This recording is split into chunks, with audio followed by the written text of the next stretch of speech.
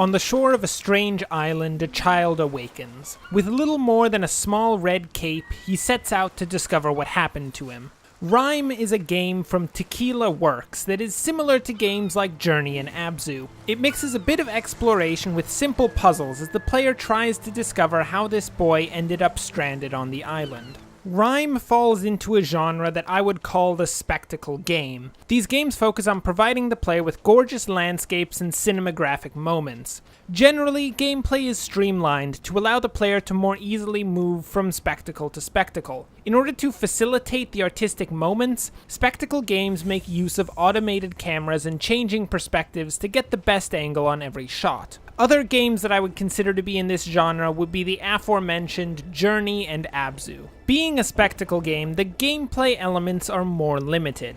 The player generally goes between solving puzzles and exploring the world. The exploration is, in most areas, somewhat limited. The game is divided into different levels that then seem to be broken down into what could be considered different rooms where the player does a few things. As such, exploration is only likely to yield small offshot rooms with one of the various collectibles therein. I didn't consider this to be a bad move. There were no wide areas where the player could easily become lost in, as the world was limited enough for the developers to, most of the time, easily direct the player to their next goal. The secret areas are much more of a bonus to those who are lucky enough to find them.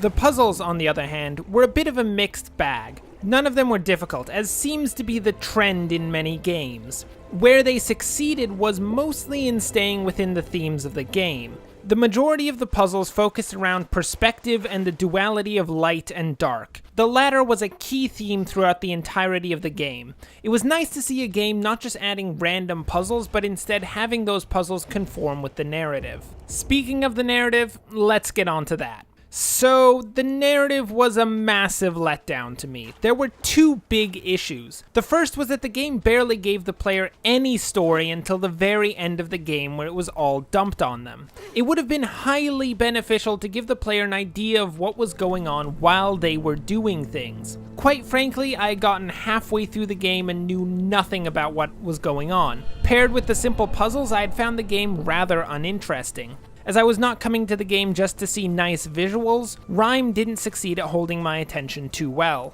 The other issue with the narrative is that it seems to be so disjointed from the majority of what the player is doing. I can only see a direct connection between the story and the majority of the gameplay in a few smaller aspects of the game that mostly manifest themselves around the end. Perhaps I'm missing something, but the game seems to be a pretext to a short and disjointed story. Beyond the main story that is revealed at the end, there isn't much else in terms of narrative. The relationship between the fox and the player is poorly developed, causing it to be more of a meta gameplay element that directs the player to their next objective rather than a companionship. The few other characters either spend next to no time in the game or aren't developed enough to have emotional weight. I will also make it clear that they are supposed to have emotional weight. The game plays out a few emotional moments that fell flat because there was no build-up.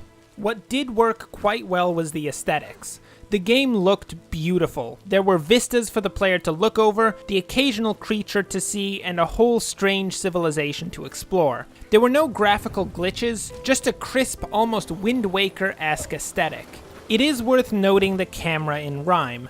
It was a semi-automated camera, meaning that the game would sometimes take control to direct the player's gaze. For the most part, this was unobtrusive, not forcing the player to look at areas they didn't want to. However, on some puzzles and in the occasional tight space, the camera could have some issues. Despite that, RiME was rather conservative in its camera control. I quite enjoyed that. Allowing the player to discover the great views of the game instead of being force-fed every vignette was quite nice. Also, the levels were well designed to naturally direct the player's gaze, making it harder for a player to miss the views while not forcing them into it. Overall, this game is a bit of a mixed bag. If you're looking for great story or gameplay, then this is likely to disappoint. The narrative was poorly formed and the puzzles were unengaging, and sometimes hampered by stiff controls. However, if you're searching for a great-looking experience, then you've come to the right place.